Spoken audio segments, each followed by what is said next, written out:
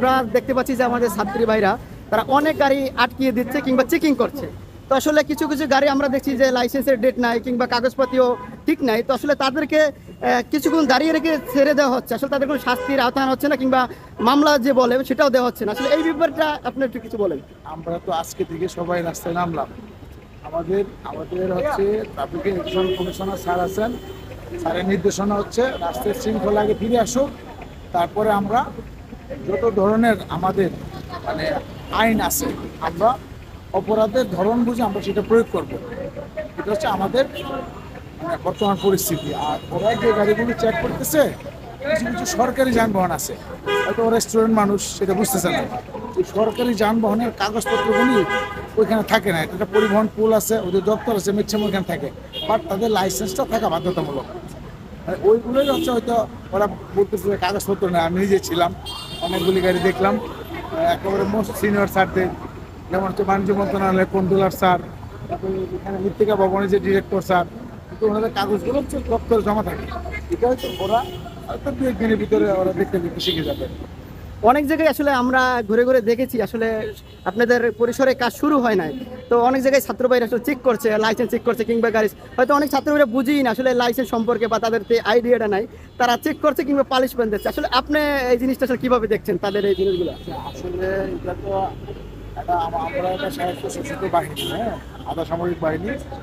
এটা হচ্ছে কাজটা আমাদের হয়তো কিছুদিন একটা মানে রাষ্ট্রের একটা পরিস্থিতির জন্য আমাদের একটা গ্যাপ ছিল, গ্যাপটা আজকে থেকে আর নেই। তো এখন তারা আমাদের সহযোগী থাকবে, আমাদের কোনো সমস্যা নেই।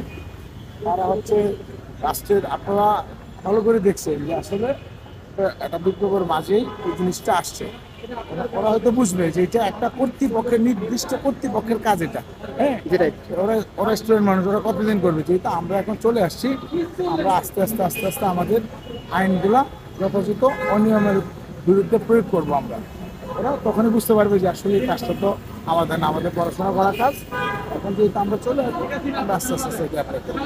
সর্বশেষ শিক্ষার্থীদের উদ্দেশ্যে কি বলার আছে? এই যারা এই দায়িত্ব পালন করছে, আপনাদের কাজটা যারা করছে আর কি।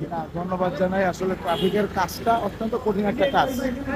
আমরা প্রশিক্ষিত, তারা হচ্ছে অপ্রশিক্ষিত, এর মাঝে একটা বিরাট পার্থক্য থাকে, হ্যাঁ।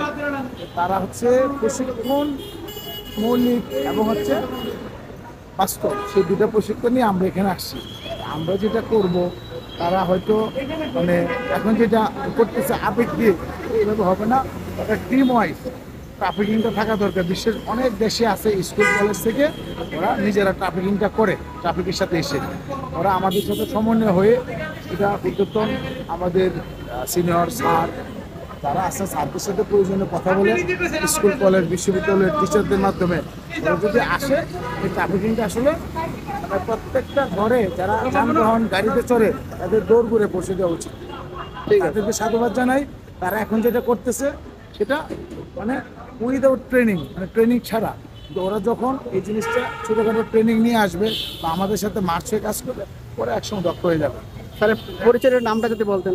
আমার নাম হচ্ছে সার্জন শরীফ, আমি তেজগাঁ জোনে আছি, তেজগাঁ ট্রাফিক ডিভিশন।